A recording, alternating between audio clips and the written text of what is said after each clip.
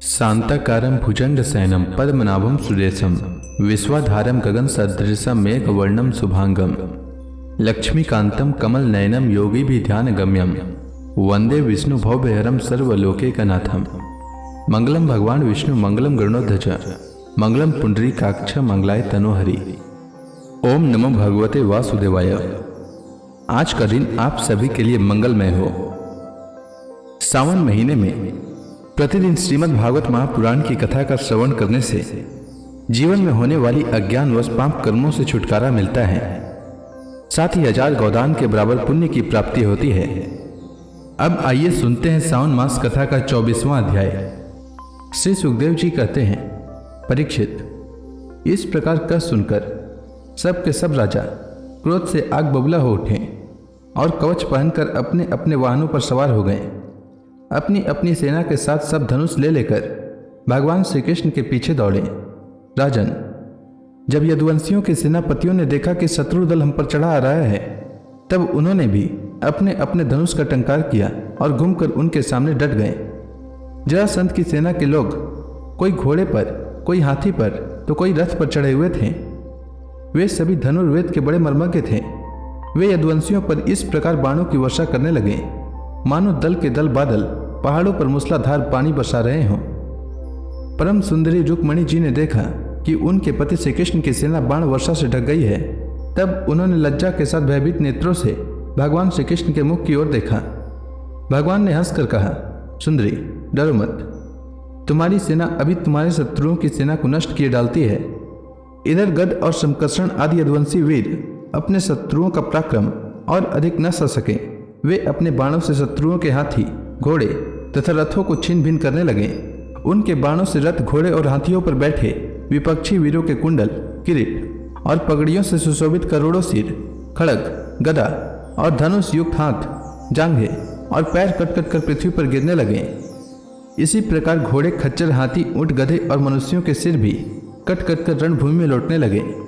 अंत में विजय की सच्ची आकांक्षा वाले यदुवंशियों ने शत्रुओं की सेना तहस नहस कर डाली। जरासंध आदि सभी राजा युद्ध से पीठ दिखाकर भाग खड़े हुए। उधर शिशुपाल अपनी भावी पत्नी के छिन जाने के कारण मरणासन सा हो रहा था। न तो उसके हृदय में उत्साह रह गया था और न तो शरीर पर कांति। उसका मुंह सूख रहा था। उसके पास जाकर जरासंध कहने लगा, शिशुपाल जी, आप तो एक श्रेष्ठ पुरुष हैं, यह उदासी छोड़ दीजिए। क्योंकि राजन, कोई भी बात सर्वदा अपने मन के अनुकूल ही हो या प्रतिकूल, इस संबंध में कुछ स्थिरता किसी भी प्राणी के जीवन में नहीं देखी जाती। जैसे कठपुतली बाजीगर की इच्छा के अनुसार नाचती है, वैसे ही यह जीव भी भगवत इच्छा के अधीन रहकर सुख और दुख के संबंध में यथाशक्ति चेष्टा करता रहता है। देखिए, श्री कृष्ण ने मुझे 23 अक्षौहिणी सेनाओं के साथ 17 बार हरा दिया। मैंने केवल एक बार 18वीं बार उन पर विजय प्राप्त की। फिर भी इस बात को लेकर मैं न तो कभी शोक करता हूँ और न तो कभी हर्ष, क्योंकि मैं जानता हूं कि प्रारब्ध के अनुसार काल भगवान ही इस चराचर जगत को झकझोरते रहते हैं। इसमें संदेह नहीं कि हम लोग बड़े बड़े वीर सेनापतियों के भी नायक हैं। फिर भी इस समय श्री कृष्ण के द्वारा सुरक्षित यदुवंशियों की थोड़ी सी सेना ने हमें हरा दिया है। इस बार हमारे शत्रुओं की ही जीत हुई, क्योंकि काल उन्हीं के अनुकूल था। जब काल हमारे दाहिने होगा तब हम भी उन्हें जीत लेंगे। परीक्षित, जब मित्रों ने इस प्रकार समझाया, तब चेदीराज शिशुपाल अपने अनुयायियों के साथ अपनी राजधानी को लौट गया और उसके मित्र राजा भी, जो मरने से बचे थे, अपने अपने नगर को चले गए। रुक्मणी जी का बड़ा भाई रुक्मी भगवान श्री कृष्ण से बहुत द्वेष रखता था। उसको यह बात बिल्कुल सहन न हुई कि मेरी बहन को श्री कृष्ण हर ले जाए और राक्षसी रीति से बलपूर्वक उसके साथ विवाह करे। रुक्मी बलि तो था ही, उसने एक अक्षौहिणी सेना साथ ले ली और श्री कृष्ण का पीछा किया। महाबाहु रुक्मी क्रोध के मारे जल रहा था।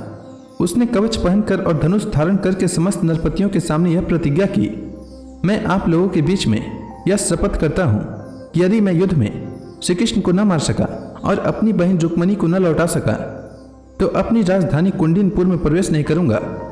परीक्षित, यह कहकर वह रथ पर सवार हो गया और सारथी से बोला, जहां श्री कृष्ण हो वहीं शीघ्र से शीघ्र मेरा रथ ले चलो। आज मेरा उसी के साथ युद्ध होगा। आज मैं अपने तीखे बाणों से उस खोटी बुद्धि वाले ग्वाले के बलवीरी का घमंड चूर चूर कर दूंगा। देखो तो उसका साहस, वह हमारी बहन को बलपूर्वक हर ले गया। परीक्षित, रुक्मी की बुद्धि बिगड़ गई थी वह भगवान के तेज प्रभाव को बिल्कुल नहीं जानता था। इसी से इस प्रकार बहक बहक कर बातें करता हुआ वह एक ही रथ से श्री कृष्ण के पास पहुंचकर ललकारने लगा, खड़ा रह, खड़ा रह। उसने अपने धनुष को बलपूर्वक खींचकर भगवान श्री कृष्ण को 3 बाण मारे और कहा, एक क्षण मेरे सामने ठहर। यदुवंशियों के कुल कलंक। जैसे कौवा होम की सामग्री चुराकर उड़ जाए, वैसे ही तू मेरी बहन को चुराकर कहाँ भागा जा रहा है? अरे मंद, तू बड़ा मायावी और कपट युद्ध में कुशल है। आज मैं तेरा सारा गर्व नष्ट किए डालता हूँ। देख, जब तक मेरे बाण तुझे धरती पर सुला नहीं देते, उसके पहले ही इस बच्ची को छोड़कर भाग जा। रुक्मी की बात सुनकर भगवान श्री कृष्ण मुस्कुराने लगे। उन्होंने उसका धनुष काट डाला और उस पर 6 बाण छोड़े। साथ ही भगवान श्री कृष्ण ने 8 बाण उसके 4 घोड़ों पर और 2 सारथी पर छोड़े और 3 बाणों से उसके रथ की ध्वजा को काट डाला। तब रुक्मी ने दूसरा धनुष उठाया और भगवान श्री कृष्ण को 5 बाण मारे। उन बाणों के लगने पर उन्होंने उसका वह धनुष भी काट डाला। रुक्मी ने इसके बाद एक और धनुष लिया, परंतु हाथ में लेते ही लेते अविनाशी अच्युत ने उसे भी काट डाला। इस प्रकार रुक्मी ने परिघ, पटिस, शूल, ढाल, तलवार, शक्ति और तोमर जितने अस्त्र शस्त्र उठाए, उन सभी को भगवान ने प्रहार करने से पहले ही काट डाला। अब रुक्मी क्रोधवश हाथ में तलवार लेकर भगवान श्री कृष्ण को मार डालने की इच्छा से रथ से कूद पड़ा और इस प्रकार उनकी ओर झपटा जैसे पतिंगा आग की ओर लपकता है। जब भगवान ने देखा कि रुक्मी मुझ पर चोट करना चाहता है, तब उन्होंने अपने बाणों से उसकी ढाल तलवार को तिल तिल करके काट दिया और उसको मार डालने के लिए हाथ में तीखी तलवार निकाल ली। जब रुक्मिणी जी ने देखा कि ये तो हमारे भाई को अब मार ही डालना चाहते हैं, तब वे भय से विवल हो गई और अपने प्रियतम पति भगवान श्री कृष्ण के चरणों पर गिरकर करुण स्वर से बोली, देवताओं के भी आराध्य देव जगतपते, आप योगेश्वर हैं। आपके स्वरूप और इच्छाओं को कोई जान नहीं सकता। आप परम बलवान हैं, परंतु कल्याण स्वरूप भी तो हैं। प्रभु, मेरे भैया को मारना आपके योग्य काम नहीं है। श्री सुखदेव जी कहते हैं, रुक्मिणी जी का एक एक अंग भय के मारे थर थर काँप रहा था। शोक की प्रबलता से मुख सूख गया था, गला रुंध गया था। आतुरता व सोने का हार गले से गिर पड़ा था और इसी अवस्था में वे भगवान के चरण कमल पकड़े हुए थे। परम दयालु भगवान उन्हें भयभीत देखकर करुणा से द्रवित हो गए। उन्होंने रुक्मी को मार डालने का विचार छोड़ दिया। फिर भी रुक्मी उनके अनिष्ट की चेष्टा से विमुख न हुआ। तब भगवान श्री कृष्ण ने उसको उसी के दुपट्टे से बांध दिया। तब तक यदुवंशी वीरों ने शत्रु की अद्भुत सेना को तहस नहस कर डाला, ठीक वैसे ही जैसे हाथी कमल वन को रौंद डालता है। फिर वे लोग उधर से लौटकर श्री कृष्ण के पास आए तो देखा कि रुक्मी दुपट्टे से बंधा हुआ अधमरी अवस्था में पड़ा हुआ है। उसे देखकर सर्वशक्तिमान भगवान बलराम जी को बड़ी दया आई और उन्होंने उसके बंधन खोलकर उसे छोड़ दिया तथा श्री कृष्ण से कहा, कृष्ण, तुमने यह अच्छा नहीं किया। यह निंदित कार्य हम लोगों के योग्य नहीं है। अपने संबंधी के साथ ऐसा व्यवहार यह तो एक प्रकार का वध ही है। इसके बाद बलराम जी ने रुक्मिणी को संबोधन करके कहा, साध्वी, तुम्हारे भाई के साथ ऐसा व्यवहार हुआ, यह सोचकर हम लोगों से बुरा न मानना, क्योंकि जीव को सुख दुख देने वाला कोई दूसरा नहीं है। उसे तो अपने ही कर्म का फल भोगना पड़ता है। अब श्री कृष्ण से बोले, कृष्ण, यदि अपना सगा संबंधी वध करने योग्य अपराध करे तो भी अपने ही संबंधियों के द्वारा उसका मारा जाना उचित नहीं है। उसे छोड़ देना चाहिए। वह तो अपने अपराध से ही मर चुका है, मरे हुए को फिर क्या मारना। फिर रुक्मिणी जी से बोले, साध्वी, ब्रह्मा जी ने क्षत्रियों का धर्म ही ऐसा बना दिया है कि सगा भाई भी अपने भाई को मार डालता है, इसलिए यह छात्र धर्म अत्यंत घोर है। इसके बाद श्री कृष्ण से बोले, भाई कृष्ण, यह ठीक है कि जो लोग धन के नशे में अंधे हो रहे हैं और अभिमानी हैं, वे राज्य, पृथ्वी, पैसा, स्त्री, मान, तेज अथवा किसी और कारण से अपने बंधुओं का भी तिरस्कार कर दिया करते हैं। अब वे रुक्मिणी जी से बोले, साध्वी, तुम्हारे भाई बंधु समस्त प्राणियों के प्रति दुर्भाव रखते हैं। हमने उनके मंगल के लिए ही उनके प्रति दंड विधान किया है। उसे तुम अज्ञानियों की भांति अमंगल मान रही हो। यह तुम्हारी बुद्धि की विषमता है। देवी, जो लोग भगवान की माया से मोहित होकर देह को ही आत्मा मान बैठते हैं, उन्हीं को ऐसा आत्ममोह होता है कि यह मेरा मित्र है, यह शत्रु है और यह उदासीन है। समस्त देहधारियों की आत्मा एक ही है और कार्य कारण से माया से उसका कोई संबंध नहीं है। जल और घड़ा आदि उपाधियों के भेद से जैसे सूर्य, चंद्रमा आदि प्रकाश युक्त पदार्थ और आकाश भिन्न भिन्न मालूम पड़ते हैं, परंतु हैं एक ही, वैसे ही मूर्ख लोग शरीर के भेद से आत्मा का भेद मानते हैं। यह शरीर आदि और अनंत वाला है। पंचभूत, पंच प्राण, तन्मात्रा और त्रिगुण ही इसका स्वरूप है। आत्मा में उसके अज्ञान से ही इसकी कल्पना हुई है और वह कल्पित शरीर ही जो उसे मैं समझता है उसको जन्म मृत्यु के चक्कर में ले जाता है। साध्वी, नेत्र और रूप दोनों ही सूर्य के द्वारा प्रकाशित होते हैं। सूर्य ही उसका कारण है, इसीलिए सूर्य के साथ नेत्र और रूप का न तो कभी वियोग होता है और न संयोग। इसी प्रकार समस्त संसार की सत्ता आत्मसत्ता के कारण जान पड़ती है। समस्त संसार का प्रकाशक आत्मा ही है, फिर आत्मा के साथ दूसरे असत पदार्थों का संयोग या वियोग हो ही कैसे सकता है। जन्म लेना, रहना, बढ़ना, बदलना, घटना और मरना, ये सारे विकार शरीर के ही होते हैं, आत्मा के नहीं। जैसे कृष्ण पक्ष में कलाओं का ही क्षय होता है, चंद्रमा का नहीं। परंतु अमावस्या के दिन व्यवहार में लोग चंद्रमा का ही क्षय हुआ कहते सुनते हैं। वैसे ही जन्म मृत्यु आदि सारे विकार शरीर के ही होते हैं, परंतु लोग उसे भ्रमवश अपने आत्मा का मान लेते हैं। जैसे सोया हुआ पुरुष किसी पदार्थ के न होने पर भी स्वप्न में भोगता, भोग्य और भोग रूप फलों का अनुभव करता है, उसी प्रकार अज्ञानी लोग झूठ मूठ संसार चक्र का अनुभव करते हैं। इसलिए साध्वी, अज्ञान के कारण होने वाले इस शोक को त्याग दो। यह शोक अंतःकरण को मुरझा देता है, मोहित कर देता है, इसलिए इसे छोड़कर तुम अपने स्वरूप में स्थित हो जाओ।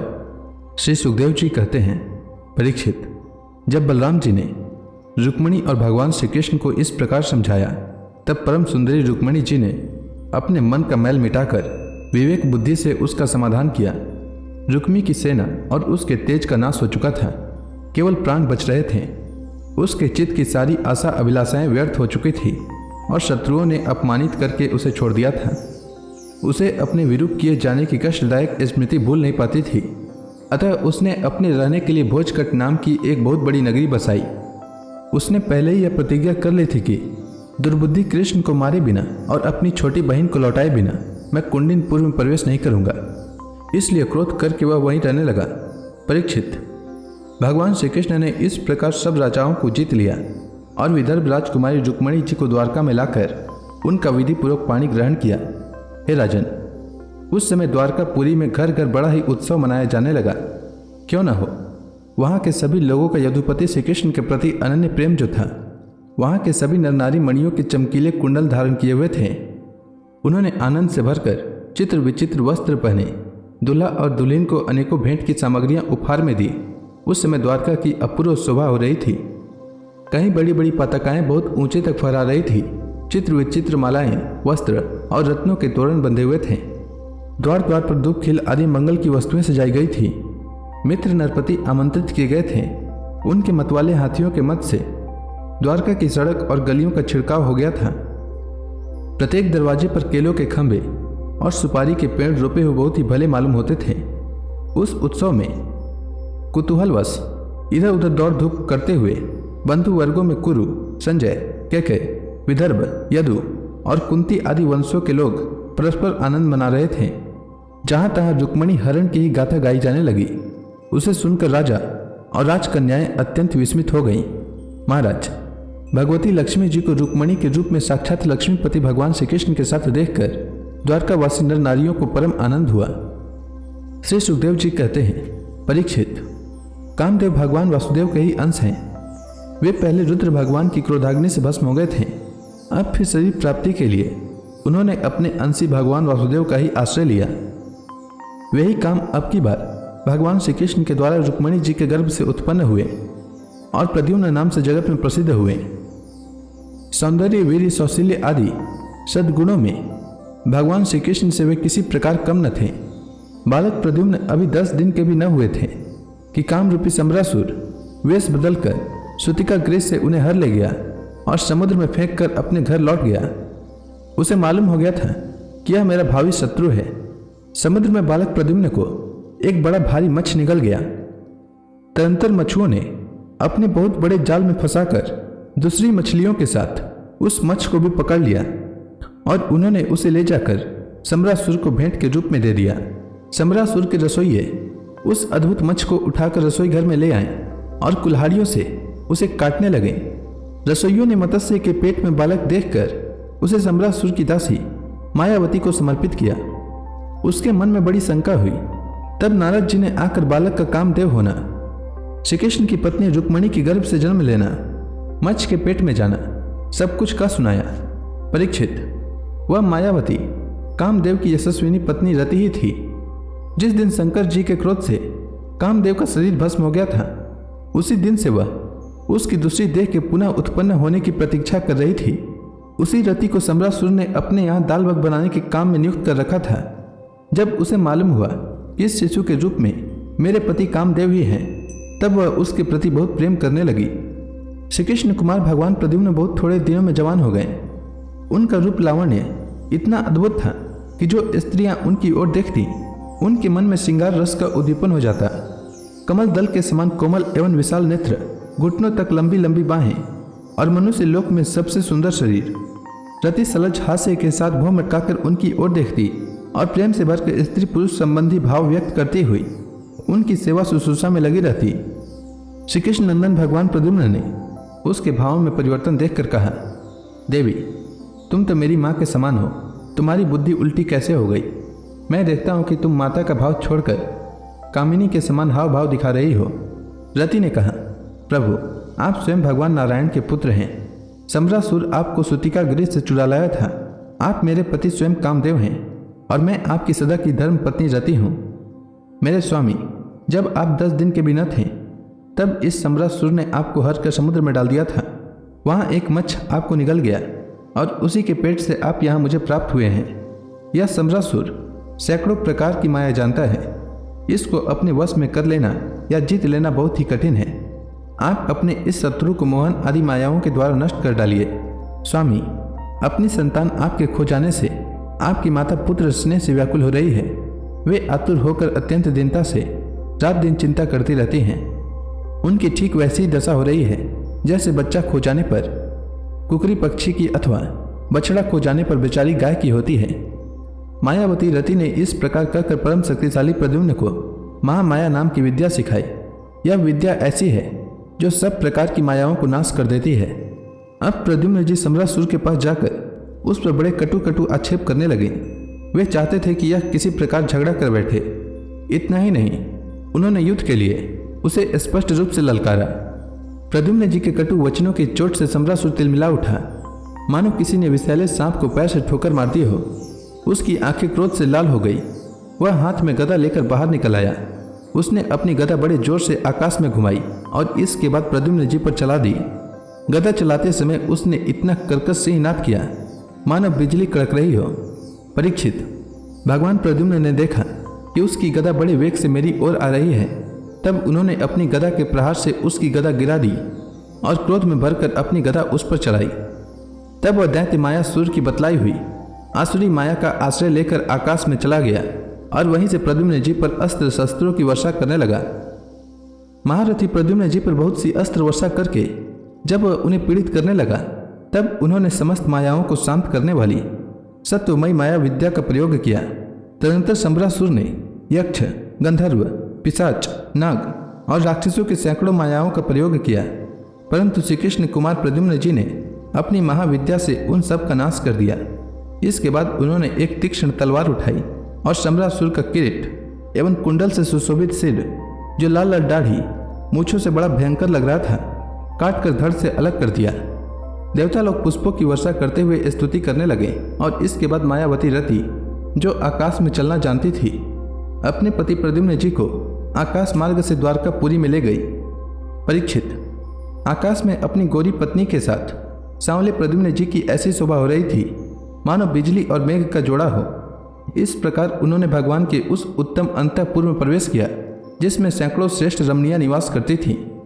अंतःपुर की नारियों ने देखा कि प्रद्युम्न जी का शरीर वर्षाकालीन मेघ के समान श्याम वर्ण है। रेशमी पीताम्बर धारण किए हुए हैं, घुटनों तक लंबी भुजाएं हैं, रत्नारे नेत्र हैं और सुंदर मुख पर मंद मंद मुस्कान की अनूठी छटा है। उनके मुखारविंद पर घुंघराली और नीली अलके इस प्रकार शोभायमान हो रही थी मानो भौरे खेल रहे हों। वे सब उन्हें श्री कृष्ण समझकर सकुचा गई और घरों में इधर उधर लुक छिप गई। फिर धीरे धीरे स्त्रियों को यह मालूम हो गया कि ये श्री कृष्ण नहीं है, क्योंकि उनकी अपेक्षा इनमें कुछ विलक्षणता अवश्य है। अब वे अत्यंत आनंद और विस्मय से भरकर इस श्रेष्ठ दंपति के पास आ गईं। इसी समय वहां रुक्मणी जी आ पहुंची। परीक्षित, उनके नेत्र कजरारे और वाणी अत्यंत मधुर थी। इस नवीन दंपति को देखते ही उन्हें अपने खोए हुए पुत्र की याद हो आई। रुक्मणी जी सोचने लगी, यह नर रत्न कौन है? यह कमल नयन किसका पुत्र है?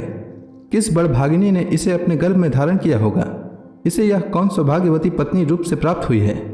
मेरा भी एक नन्हा सा शिशु खो गया था, न जाने कौन उसे सूतिका गृह से उठा ले गया।